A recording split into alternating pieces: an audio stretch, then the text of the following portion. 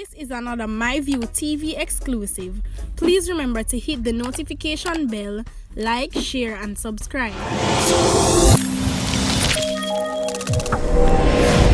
I don't bring nobody forward in your cheer for me. Everything what you see up, my natural talent. Let me tell you something. You see, when you know what to please the audience with, it's simple, me. What going on, my people? Hope everybody doing okay. Hope everybody doing alright. Big up everybody who has support the operation. Yeah, man. Me have to big one up, because without uno, it wouldn't be possible. So I say, when you come out and ask me a question, and I say, well, and it's really not alone, no one. But don't worry yourself. Remember, say we are the people's channel, so we have to make sure we do what the people them want and make sure everybody alright. You understand? The people them say my view. We enjoy the Kląnsહીંan review recap at the end of the week. But we are wonder if we can get ball-to-ball commentary on a daily basis. So I say, well, and that alone no one. So it's simple. We shall be getting the ball-to-ball commentary right after making the people them want to go on the ground, because this is a little one that I forgot to tell you. Remember, I done give you the video already. So now I have the video, but I can tell you exactly what happened. A motorcyclist has died after a traffic collision on the Hampton Court main road in St. Thomas on Sunday. The deceased has been identified as 26-year-old Osshaunie Richard. Yeah, man, I like a piece of video I did show on Sunday. Yeah, man, remember me did come show no. But watch them, I go see and make me a make-up story. And this me I talk about my people. Come on, youth. What's your name again? What's your name, Osshaunie? Silver brother. Yo. Silver brother. Silver brother. No. Him never did so lucky, but anyway, make I continue. Report that about 9:30 a.m. Richard was driving his motorcycle in the Hampton Court area when the vehicle collided with a motor car. He suffered multiple injuries and was taken to the Princess Margaret Hospital where he succumbs to his injury. Yes, I only can say it. You can see it because we have the video. You understand? The female driver of the motor car was breath tested. Yeah, people. Remember, some people got bar early to, so them they want to say if a rub bar she come from or a party she come from. So them get a breathalyzer test.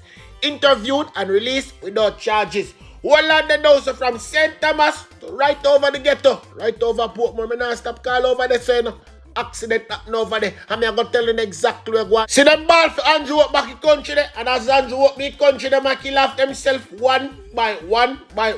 And me a keep on the posted pan the happenings. So no worry yourself.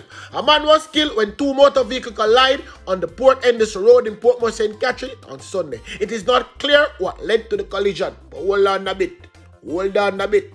Superintendent Winchester Watson, come tell the people them where you am on the ground, no, man.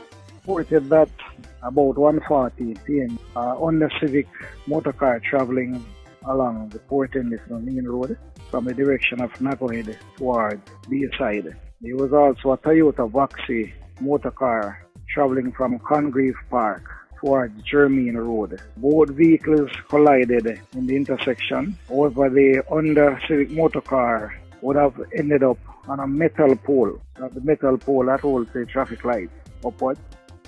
A male occupant who was traveling on the rear seat of the Honda Civic received serious injuries and was taken to the Spanish Town Hospital where he succumbed to his injuries. The driver of the Honda Civic, I was told, is still in hospital in serious condition.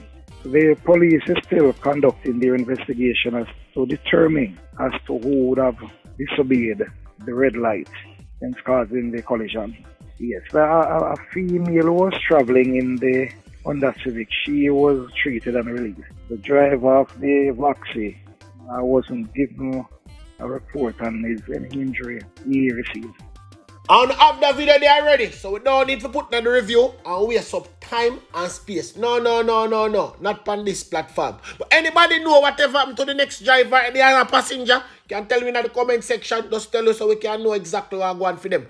Hold on a bit there now. Request by popular demand, the people them say, yo, my view, we want to keep it at the loop. I'm saying, don't worry yourself. You're going to know exactly what I want. Ball to ball commentary now, get pan the trial now, you know. But like I tell you something. When me come and me tell you, say the police them big and full. Me not gonna stop say that. Upon God's earth, you can't so much eat that in a one station. The man come give a statement. None on the door sign it. And not even make him man sign it. But hold on there. You now work with the elements them, that's why they never make that happen.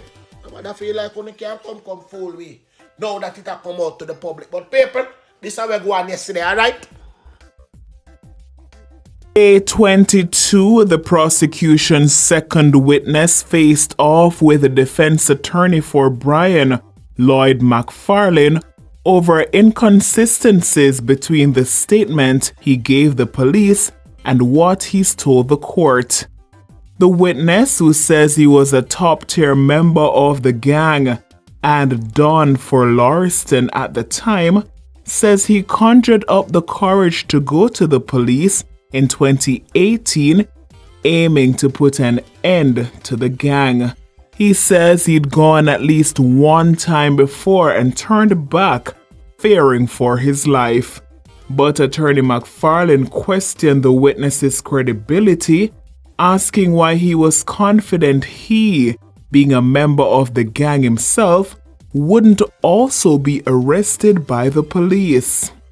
The witness says he was confident Brian, who was detained at the time, would not have revealed details about his cronies to the police. The witness also said he'd made up his mind that even if the police were going to arrest him, he had to put an end to the gang and their crimes. The attorney also questioned the details the witness gave the police in a statement about the murder of a man called Dooley and another man called Outlaw. The witness told the court last week that Dooley was a friend of his and a gangster loyal to former gang leader Tesha Miller. According to McFarlane, there are differences in some of the details in the police statement compared to what the witness has been outlining before the courts. The witness admitted he's made some mistakes in his statement to the police, but he insists he's being honest in presenting evidence to the court. According to the witness, he's been through a lot over the years, trying to keep himself safe, and he's traumatized. According to the witness, quote, "When I was giving a statement different from now, I was under a lot of stress, but I'm not telling any lie on anyone. You can't ask the defendant behind you." He says he's only told one lie, but the defense attorney refused to allow the witness to explain what that was. The defense attorney asked the witness why he was near the crime scene where Outlaw was killed if he never wanted the man dead in the first place. The witness explained that under Brian's system, the gangsters were sometimes required to go to the crime scenes of their targets and even take photos of the murdered person to confirm to the gang leader that the target was dead. He says he was just following instructions. The witness says if he didn't go ahead with Brian's orders, he would be the one murdered. In the meantime, attorney for Kevon Green, Shannon Clark, requested additional time to prepare for cross-examining the witness.